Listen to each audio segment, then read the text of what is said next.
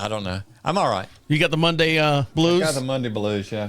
I hadn't had enough coffee yet. May take a big slug of it. Well, you got time because I got to open up all these things for the Yeah, show. but I can't remember past yesterday. And yesterday was so many days ago. Are you warm enough over there, Mike? Is your little tushy warm now? My little tushy is warm now. I'm hugged up to your heater. I'm a little weenie. I'm from Florida. Used to hanging out in the citrus groves. Throwing oranges at the kids as they go by. That's right. Or the cars that go by. The rotten oranges. Poosh. All right. Yep. Here we go. And now for something special. The unit is self-contained with its own saddler, farrier, wheelwright and so on. It's a rigorous training dished out who know all there is to know about horses, and it brings results. We take you behind the scenes now to show just some of the interesting aspects of this training.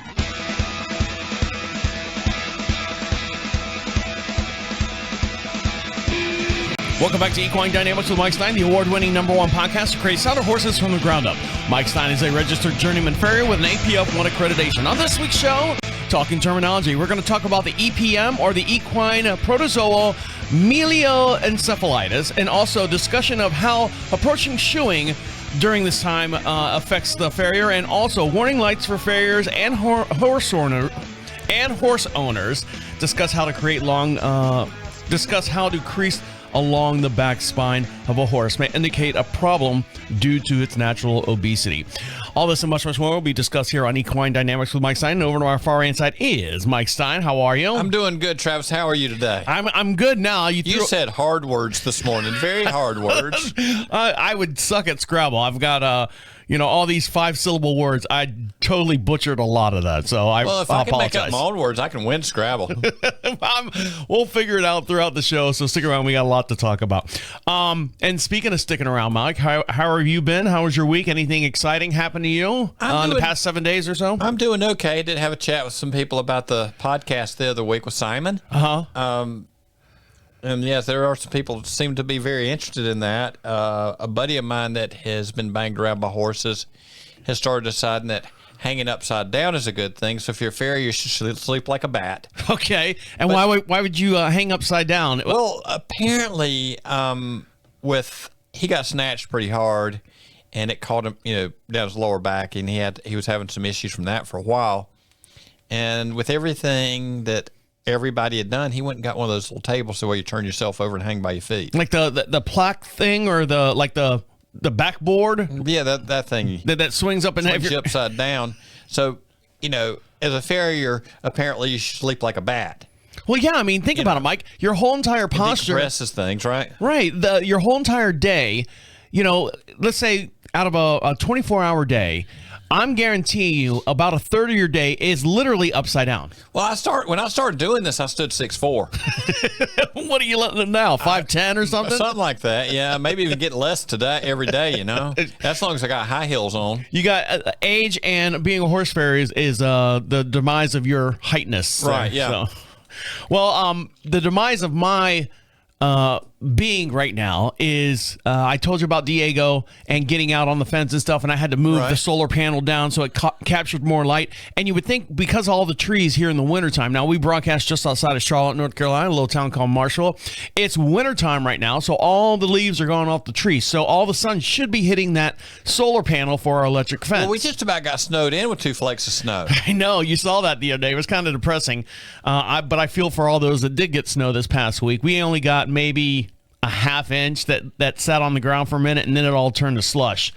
But the solar panel electric fence, my wife happened to go outside, when she goes to work, and she's freaking out. She's like, Dominique's out. And I go, I'm laying in bed. I'm nice and warm because of all the snow and stuff. And you're saying, let her go, right? I said, she'll be fine as long as the little one is in the pasture still.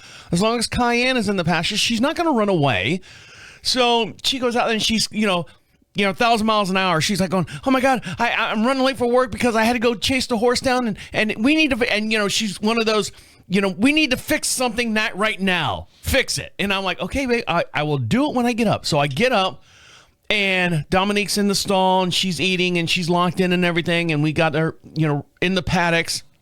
I said, you know what? Everybody's happy. Everyone's happy. Mama's not happy because this electric fence has now failed twice. If she's not happy, nobody's happy, right? So I said, you know what? I'm going to go up, and the solar panel box has a little battery in there, like a brick battery. And I said, let me just go see how much a brick battery is. So I go to the local feed, whatever, southern states around here, and I walk in and I look and I see that they don't sell any batteries for those things at all. I said, well, all right, so what's the next step? So I'm against having the plug-in one just because we lose power here on the property. So I said, let me see how much a plug-in one is. Now, the solar panel that we have it's made for 2 miles. 2 miles of rope or whatever. Right. I found a plug-in one, and I'm like, okay, how much is this guy? For 5 miles, Mike, a little box about this big, about if you're watching this on the YouTube channel, about this big, and about the size of a little portable heater, a little space heater. For 5 miles, how much do you think that little that plug-in one is? Been a long time since I've looked at them. $53. That's it. Okay. So I'm like going, well, shoot. If I was to buy a battery for the solar panel one, it's got to be at least $30-40. Right. I said, let me just go ahead and buy the plug-in one. So she doesn't know this. So I'm my daily task as far as doing everything here on the property, I went and bought it, plugged it in.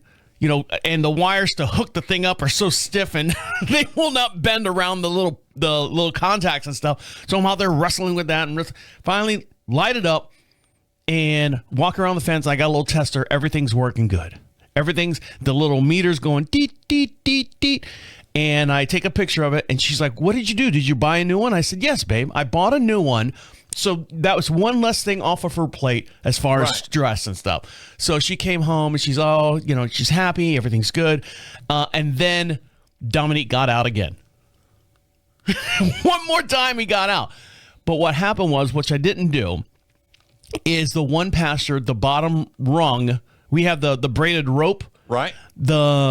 We pulled it so tight, we've snapped all the little copper wires in there. So it's not a full. So now you're going to have to replace the copper rope. No. What I do is I find out where where the light's pulsing on the line and where it's not pulsing on the line. And then you jumper across it. I put a jumper on it. So I took the little brass things or little copper things, little nuts on it, and then put a jumper rope on it. And now we're good. Also, Dominique has her blanket on because of the snow. Right. So the only thing that would have popped her in the head, or what would have popped her, would have been on her head. So she ducks underneath that bottom rope. Nothing's on that bottom rope. And then the blanket just picks up the other two, and she just walks right through. So everything's fixed, I think, for now. Well, maybe you need to give her an electric blanket. I say we get one of those shock collars like you have on dogs. Right. And then bury the line in the yard. So when she crosses the line, you go, yay! So we'll see. She's been good. And this happened what's today? Monday? This happened probably, I think after Tuesday, after last week's show, this happened. So we're good. She hasn't gone out, so everything's good. So hope you guys are doing good as well. We got a lot to talk about. We're going to talk about the equine. I'm going to say this right this time. We're going to talk about the EPM, which is the equine protozoal encephalitis. So, and we'll talk about what that means when we come back. So stick around. You're listening to Equine Dynamics with Mike Stine. He'll be right back. Welcome back to Equine Dynamics with Mike Stine. We'd love for you to join the podcast, and the way you can do that is go over to equinedynamics.com. At the top of the page says Join the Podcast. Click on that. Opens up another menu there. You can see all the past podcasts from all the different shows we've been doing over the last 3 years or so, and you can get caught up on those if you haven't. You can get caught up on the Simon Kokoza one. Also, we have a whole bunch of other guests that we've had on the show, so you can check those out as well. Right. And you can be heard. Your voice can be heard right here in the studio if you want to ask Mike a question. You won't go live on the air, so don't worry about it if you flub up or anything, but your voice will. So leave a message, comes right to our inbox, and we'll play it on this podcast. We broadcast every Monday morning at 9 a.m. Eastern Standard Time, just outside of Charlotte, North Carolina, a little town called Marshville. And over to my far hand side, my very own special person is Mike Stine. How are you? I'm doing okay. Are you sure? Okay. I'm saying that because you told me earlier that's the right thing to say. That's right. And I don't want to break your heart. You got to stick to the script. I'm trying to. Well, you look good over there. Your hair looks good. Oh yeah. You look like you're in a science class. You're where you're touching that electrostatic ball. Got the static and thing you going. stack the hair. And don't forget, for every podcast we do, we have a matching. I didn't use my conditioner this morning. Matching video over on YouTube as well. So we're going to talk about right now, talking terminology. This is a segment of the show where if there's terminology that you hear in the barn from your trainer, from your veterinarian, just from people in the barn in general, or your farrier. Mike's got a whole dictionary of all the terms that we use here on the show that we made up. We make them up too, yeah, exactly. So this is a term called EPM, or the equine protozoal melioencephalitis. So when we're talking about that, why I think of encephalitis being from Florida. Yeah. I think of like mosquitoes and stuff in the summertime. It's really, really bad. That's the only time mosquitoes get encephalitis. Mosquitoes are the ones that give you encephalitis. Okay, gotcha. Down in Florida. So when I hear encephalitis, I think of mosquitoes. So what are we talking about? Are we talking about mosquitoes here in the cold season, or is this another totally different entity altogether? This is a kind of a different critter, and it is one of our primary carriers would be possums. Okay. And we definitely got possums around here, and it can be carried, as I understand, by birds and the bird poo and all that sort of deal. Poo. The bird poo. Yes, when you step in poo, in possum poo, and they pick it up through that, and horses, when they do have problems with it, problem in our part of the country is most horses have had some level of exposure because we got plenty of possums, but they'll start getting you'll notice horses losing. That. Take your time. Sip of coffee, Mike. Sip of coffee. They get where they're losing motor control in the back end. Some of them, the attitudes have changed. Some of them, I've seen horses that have gotten rather explosive because I think they feel insecure and unsafe. And I've been caught up in the bad end of that. Some of the way they track will not. They used to track in a straight line. They start drifting off to one side. And one of the old school test is taking their tail out to a 90 and giving it a tug, and typically most horses are going to pull back. Horses with they say they had the EPM, the old school test is they'd wobble over, correct? So if they'll stabilize themselves and pull back, they probably haven't got EPM. Now there are real tests for it other than pulling on their tail. and before you go pull on your horse's tail, you make sure that they're aware that you're back there. They're aware you're back there because you could go pull your wife's mare's tail and she could plant you across the barn because she's like, you fool, bam. Or end up like your buddy that got snatched up by the horse. Right. You end up buying one of those upside down bat beds. After one of those start sleeping like a bat, and then you'll be okay. Now, the definition that I have here on my handy-dandy cheat sheet is the progressive of neurological disease that affects the horse central nervous system caused by a parasite carried primarily by possums. So I guess, being the wintertime, we don't have mosquitoes this time of year. Plus, speaking of bats, we have a bat house on the back side of the barn there, right, where the bats will go out at night and they eat all the mosquitoes and stuff. So we have a small dents. Do they run the possums off or just eat the mosquitoes? No, just the mosquitoes. Okay. The possums don't bother us too much. There was a raccoon hopping across the field across from you when it came in. Oh, was it really? It sure was. Little bastard. Well, he was, doing what raccoons do. Probably hunting for your chicken eggs. So if a horse gets EPM, what's the cure? It's not an end-all, have-all, is it? Not necessarily. It's not like rabies where they have There are treatments for it. Some of them we stabilize, some of them we get back a little better, but typically they do not come back to the point where they were before. And so once a horse has EPM, is it kind of like the horse has shell shock? It's just not the right state of mind anymore? Well, I don't know if it's the right state of mind, the right state of coordination. Oh, okay. And, on the other end, working in a podiatry clinic, we got horses in there that were sent as EPM horses that mechanically were really out of whack in the back end. And when you got that straightened out, they cleaned up. So, what's really going on some of these? I got a question sometimes because of the work we do doing that. We were actually working a lot of horses that were sent to us that were called EPM. A lot of them are negative palmar angle, weird alignment, stuff like that. And once you clean that up, the horse started clicking. So was that truly an EPM horse? I always have to question that. Now, does EPM affect just the hind end of the horse, or is it the overall nervous system of the horse? Well, I mean, you see it more in the back end, but I think in time it can affect the whole nervous system. I've seen horses that got to the point that they had to be terminated.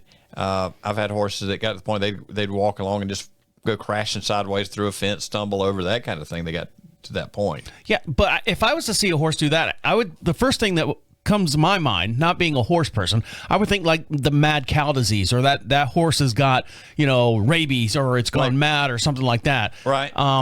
I would never. I didn't know anything about, first of all, EPM in itself. Kind of like Danny Crane. He had mad cow disease, right? Who's Danny Crane? Oh, there was a lawyer show. Okay. Anyway, you're not old enough. No, I'm not. You're not old enough. We'll save that for the YouTube video. William Shatner played Danny Crane as a lawyer, and he had mad cow. Oh, okay. Oh, yeah. Anyway. But I mean, so what's the progression as far as how quickly does this disease? I don't know if you know right offhand, but I mean, just in your experience of dealing with horses, what is the progression as far as time-wise, as far as when you actually notice that there's something wrong? If you seriously have something wrong, we probably don't notice it until it's well into process. Okay. Not much, but you'll start losing some performance, and because of the movement pattern, you're going to see horses decline in muscling and all that sort of deal. So one thing you would have to worry about is, I guess, just the possum itself. So if you've got a possum that's, a highly populated area with possums in it, your horse, chances are, could run into this problem. It's very possible. And in our part of the country, there's plenty of possums out there. The thing that I worry about, though, is, us as humans, we are dayturnal, and possums are nocturnal, right? Nocturnal, yeah. I'm not going to go out there and sit there in the middle of the night and watch to see if I've got possums that run all over the place. You got nothing else to do. Right. I got to worry about the sun hitting the darn fence just to get electricity go around. You got to sit out there all night and make sure they stay in the fence. Right. So, I mean, so you get paid double duty. So the only way I would do it is, we have chickens here on the property, and sometimes the possum will get in there and get an egg or so, but we keep our chickens locked up. I guess is just to put like one of those, not rat traps, but like an live animal trap out there, just to see if you've got a possum. You end up with a neighbor's cat in there sometimes. Well, or just put up signs saying this is a restricted area from possums, and they'll read that. Oh, yes, because they're very educational. Right. Speaking of educational, when we come back, we're going to talk about how Mike has to approach shoeing when dealing with a horse with EPM. So stick around. You're listening to Equine Dynamics with Mike Stine. Right. He'll be right back. Turning and burning, Mike. Turning and burning. Burning and turning. Welcome back to Equine Dynamics with Mike Stine. Don't forget, for every podcast we do, we have a matching video over on YouTube. Mike's got his own YouTube channel over there. Just search Equine Dynamics Mike Stine, and you can see all the different podcasts that we've been doing here. It's another media for you to enjoy all the things that go on here in the studio. The full-length podcast can be found over there on YouTube, and anytime we have guests here in the studio, you can see them as well. They join us here in the studio, and if Mike has any kind of x-rays or Mike has pictures of horses or case studies, you can see those in real time and get kind of another visual element of the show that is Equine Dynamics with Mike Stine. And over on my far end side, my very own visual element is Mike Stine. How are you? I'm doing good, Travis. How are you? Doing all right. Now, we were talking about the EPM, which is the equine protozoa meloencephalitis. Yeah. I almost messed that one up again. But when you're dealing with horses that have EPM and shoeing it, how is that challenging for you as a farrier? Well, funny you might ask. Just the other day, I was in a barn, and a horse that I've been working on, it was a vet referral, actually from Megan. Remember Megan? Megan Rackin, Dr. Yeah. Megan Rackin. We've had her on the show many times. A bit of a podiatry issue, and one of the couple horses involved in this had kits and spine problems. So, we're fighting negative palmar angles, really low angles, that sort of deal. And we worked with some mechanics to get the horse to lift up. And between myself and the vets involved and her body workers and everything else, we've gotten this guy pretty happy about things. Also, they've had to adjust saddle fit. And he was kind of uneven, so we've gotten him moving. He's squaring up. Dealt with the oddities and trims and all that. And he stands pretty nicely, feet aimed in the direction you want him to go, you know. And all of a sudden the other day, he stands spraddled out in the hind end and doesn't want to stand square, but one hind leg turned out, and it's like, whoa, what's going on here? Because he's not done that for a year and a half, 2 years now, right? And he was that's kind of where, similar to where he was when I started working on him. And of course, with that, you start getting some imbalances in the hoof because of odd pressure. So, you know, you've got to deal with diagonal pressures in the hoof and get that under control to try to get him where he can stand in a more normal position. But his body's got to be able to hold it. And also, he was pretty uncomfortable in the back end as far as he didn't want to, you know, up and down and kind of ease into him and that sort of deal. But what had happened was, apparently this horse had EPM issues in past history. And was cured of EPM, or well, the EPM was addressed. It was addressed. I don't know that they're ever completely cured. Okay.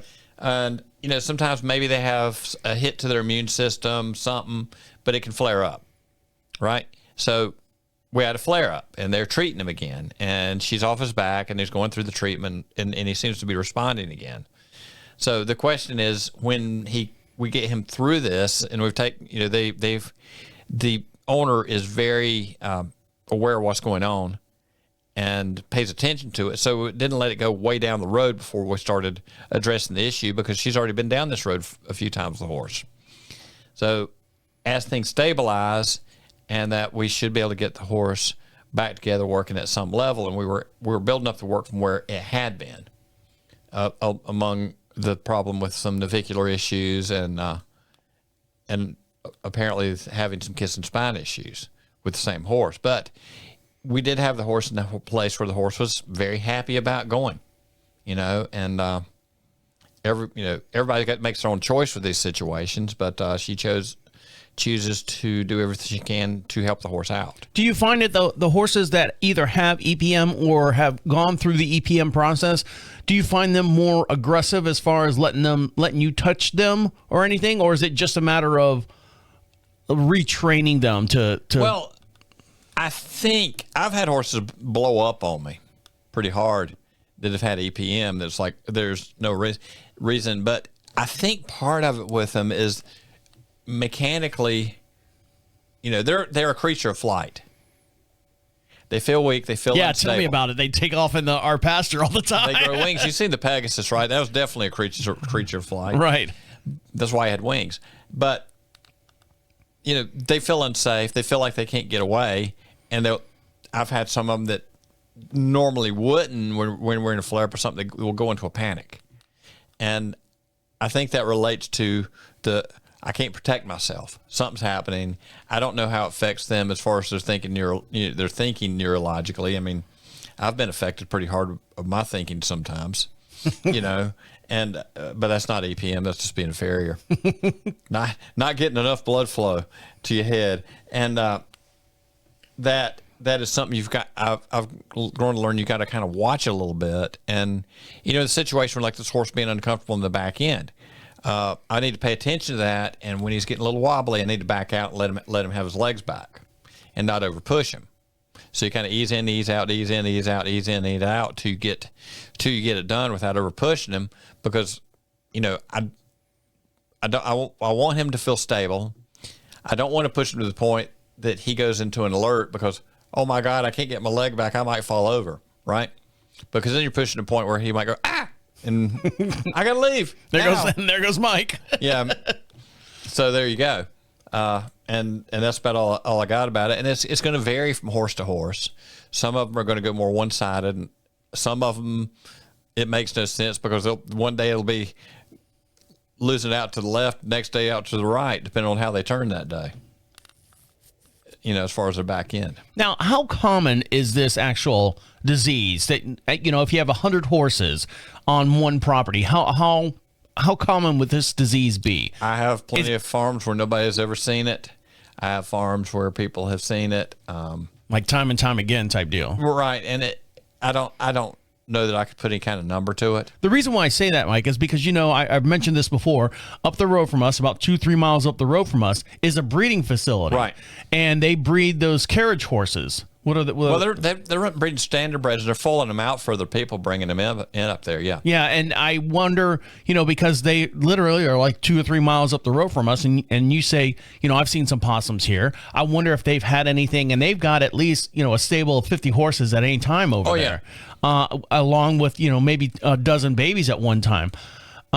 And yearlings and so on. So I just wonder if they've ever come across that, because their property over there, it's not as big. It's probably 10 acres over there, 10 to 12 acres over there. And so we sit on, what we have here. I just wonder if they have any. I don't have any idea. Christy Shoup used to do some work for them, I believe, before she took on her state job. But I have no idea what you would say on that, and so, they may have not had any problem at all. I would worry that, for example, this is like, we have 2 horses here. Right. I think that our percentage would be pretty low compared to a horse that has, or a place that's got, 50, 60 horses, even a stable that's got, maybe 2 dozen horses on it. Right. Like where Brett the trainer, he's got, I don't know how many horses over there. You would think that would be a little bit, I guess. Full barn. Mass and numbers, I guess, type deal. All right, when we come back, Mike's going to talk about the warning lights of a farrier and horse owners for the crease in the back spine. That's not due to obesity. So we'll dive into that competition or complex issue as well. So stick around. You're listening to Equine Dynamics with Mike Stine. He'll be right back. Right. Ready? Right. I'm ready. Right. I'm here. I'm awake. I'm awake. Here we go. Yes. Welcome back to Equine Dynamics with Mike Stine. Don't forget to follow him over on Facebook. And the way you do that, just search Equine Dynamics Mike Stine. He's got his own little personal page up there, where I think it's maxed out at 5,000 people. And then he's got his, what they call a business page, where it allows more people to be involved. But he does post on both parties. He posts a whole bunch of different articles, a whole bunch of different sketches, some diagrams. He doesn't just do like his lunch dinner or anything like that. He doesn't post anything like that. Everything over there is educational. He doesn't bombard you with a whole bunch of garbage that you don't need, or nonsense news. I post pictures when I eat my own cooking. Yeah, especially that. God, he survived that. But he does post if you want to further your education in between the shows, and we broadcast every Monday at 9 p.m. or 9 a.m. Eastern Standard Time. So in between shows and stuff, when you're not caught up, or if you're all caught up, you can get some more information over on the Facebook page. And over to my far hand side, my very own knowledge information professor is Mike Stine. How are you? I'm doing okay. How are you, Travis? Doing all right. And so now we're going to talk about, you did a clinic the other day about the check engine lights over at the South Carolina Horse Council. Right. And the whole thing, part of that, the whole concept of the check engine light clinic was looking for warning lights. And looking for warning light, looking for your red flags. Yes. Now we touched a little bit on it a couple of weeks ago. Like when it comes on my truck, I open the hood, the engine's there, shut the hood, drive off. Okay. But a couple of weeks ago, we started talking about the warning lights that a farrier and a horse owner should be looking for. But this week, another warning light you need to look for is the long back spine of a horse may indicate a problem if it's not due to the obesity of that. Now, when I say that phrase, because it's written down here on my handy-dandy cheat sheet, what are we talking about? What are we looking for on that? And don't forget, for every podcast we do, Mike's got some pictures he's going to show you as well. Go over to YouTube as well. So this is something out of the American Farriers Journal. Okay. Remember our friend that was with us, Jeff. Yep. Okay. The editor, Mr. Jeff. Yes. And this is something out of the Farriers Journal, and looking at horses and having a crease down their back. With really heavy horses, you'll get a crease down the back. Some breeds of horse, you're more prone to do this, your larger body horses. But if the muscles on either side of the spine are very tense, they can get tight and you can get a crease down their back. Now, what I'm looking at here is like a reverse spine. It looks like a small trough in the middle of the horse's back. It's dipped in, as if the horse was like really, really fat, and the fat was folding over the spine itself, causing this little trough in the center. But this is not an overweight horse, but it is a crease in the, upside down crease in the horse's back. Right. And there are two muscles that run down either side of the spine, and they should be soft. and the skin should move freely. The fascia should move freely. And, there are horses where if their skin feels too tight, you know what I mean? It just doesn't want to have any give to it. And the skin needs to move freely. If the muscles are tense, I mean, if you can look at that, and if you got a rider that's very tense on the back and they're unbalanced and that kind of thing, you'll get the sort of thing in the back. Now, from my job, if I'm trying to get a horse to come under in the back end to lift, if this is what's going on in the back, it means I'm going to have to, play with what I do a little bit more than I might with a good rider. Or let's pick on riders. It's not all rider. They're not here. They're not here. But if I've got a really good rider, you can get that to soften up and come up much easier. The back not moving correctly plays a part on how the rotation of the shoulders and how they move. It makes a big difference in how much compression you're dealing with in the back of the foot. You'll see that let's pick on thoroughbreds, but they kind of flatten out the back of their feet. And the softer they are and the more their back is up, the less problem you're going to have with it. If the back's stiff, they're going to try to mash everything down. Then you're going to end up with low palmar angle horses.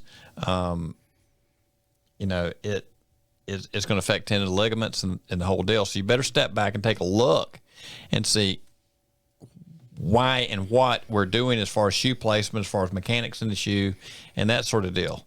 And even with trimming, you need to take notice of what's going on and adjust appropriately. Now, is it necessarily a bad thing, or is this just something, this is happening now, let's get a hold of it now, and it's I wasn't paying attention to this, it kind of crept up on me type deal? You ever had your back really tight and really tense? Every day, Mike. Every day. How's that affect you when you're doing your stuff? Right? Oh, geez. Yeah. Same thing. I had to put a new garbage disposal underneath the sink, and I was like, I know I'm going to feel this tomorrow. Right. Same thing for the horse. And, you need to start looking at loosening up the back and softening up the back. And, what are we doing from our farrier end? What are we doing from our work end? Sometimes we need to get off the horse to build the back and get it to loosen up. And look at what, the work that Simon was doing. And bring some of that into play with your training program. My wife's got one of those like machine guns that massages, little pulse, right. It looks like a gun. Your wife has a machine gun and a massager. She's got both, but it's got a little padded ball on the end of it. And I've seen her out there get up underneath the horse's shoulder and getting all that. So I guess you would, I would assume that we'd use that, getting it down the horse's back spine too. Yeah. Yeah. I mean, I always worked with my hands because over the years I massaged with Ray Morris of Horseback Basics. And Clyde Caldwell and all the body workers I've worked with over the years. So I always use my hands because you walk up to the horse and you've got your hands. But I've also worked a lot with massage therapists. So, but yeah, anything to get blood flow there, to get to break loose any adhesions you've got, and then start building, doing exercises to build the back the more the way it should be. And this is something you can easily take care of over a short period of time if you start seeing it now. Well, yeah, I mean it's a multifaceted whatever, because the other end is your saddle. If you got a bad fitting saddle and the saddle's biting them and they tense up, could be rider position, could be saddle, could be bad mechanics on the ground, could be if one of them starts, all of them are going to be tied into it, and you got to address all your angles and work on getting the horse up and round and soft. All right, guys, stick around. One more little segment. We'll let you get back to playing with your ponies. You're listening to Equine Dynamics with Mike Stine. He'll be right back.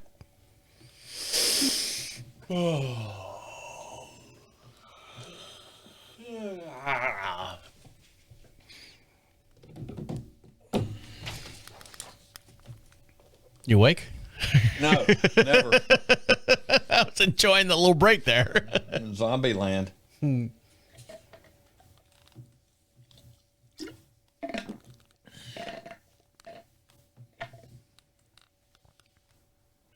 ready? Yes. Last segment? Yes. What did we learn? What did we learn? Wait for the cue. He's got an automatic response now. I know.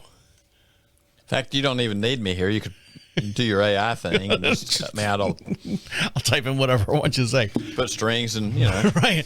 Welcome back to Equine Dynamics with Mike Stine. Don't forget, you can join the podcast. The way you can do that is to go to equinedynamics.com. At the top of the page says join the podcast. Has a little bar, a little orange bar across the top. Click on that. Speak right into a device if you got a microphone on it, and it comes right to our inbox, and you can be heard here on the podcast very next week. We'll answer your question, or just if you want to say happy birthday to Mike. His birthday and my birthday was last week, one day apart. You could tell we were twins. Right, exactly. We look like twins. And if you don't want to be heard on the air, that's fine. You can also type us a message over there as well. Email us over at contacts on the equinedynamics.com website. And if anybody wants to donate some large birthday presents, we'll take them. They'll probably send a large bag of rocks. Yeah. And also, if you like this podcast to perform at your clinic, your location, your sporting event, wedding event, garage sale, if you got a golf tournament or something you want us to perform out there, we can do that as well. Just fill that out and we'll schedule you in. Hurry up, because bookings go fast, especially during the springtime when we have all those spring events and stuff. So get yours in now, and we'll get you scheduled for this upcoming year. And over to my far hand side, my very own scheduled event is Mike Stine. How are you? I'm doing good, Travis. How are you? Doing all right. So what did we learn today, Mike? Talking terminology. What is the EPM, or the equine protozoal melia? I was supposed to say, what did we learn today? Oh, did I mess up? Yeah. Okay, hold on. Let's go like this. All right, Mike. So what did we learn today? What did we learn today? Talking terminology. The EPM, or the equine protozoal melioencephalitis. Nailed it. Yes. What are we talking about when we talk about that disease? It's a neurological problem brought on by Animal dung, opossum, stuff you don't want to step in. But, there are protozoas that the possums carry that can affect the horses. And causes a neurological issue. Right. It says a progressive neurological disease that affects the horse's central nervous system, caused by a parasite carried primarily by possums and other vermin of that nature. So be careful out there. Look at your property. Walk your property. Look for any kind of funny, like I said, dung that's not horse or deer related. Make a stew with it.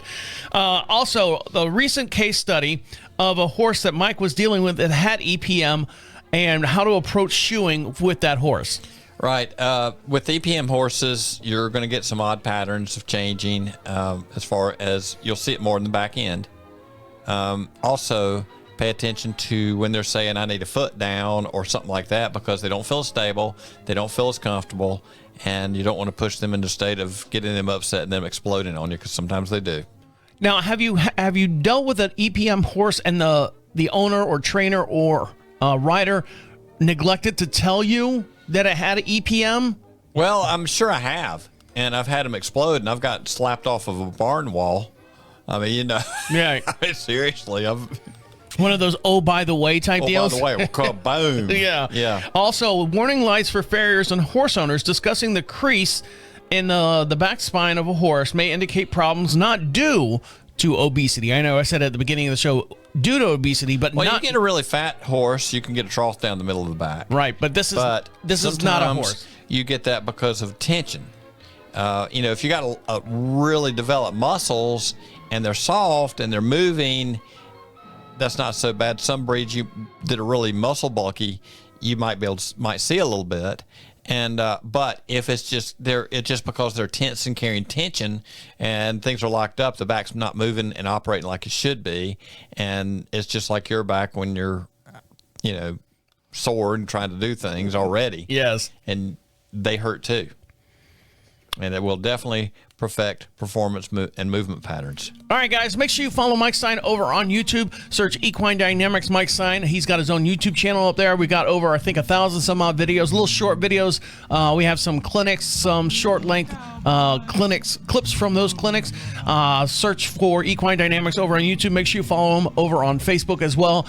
And if you have a question for Mike Stine or you'd like to join the podcast, go to equinedynamics.com. On behalf of Mike Stine over there, have a good day. Enjoy your ponies. My name is Travis saying see you next week. And dream, little pal, dream of someone. Say that every time, no matter what I do, right? Hey, Lucky. Good night, Ned. Night, Dusty. Good night, Ned. Good night.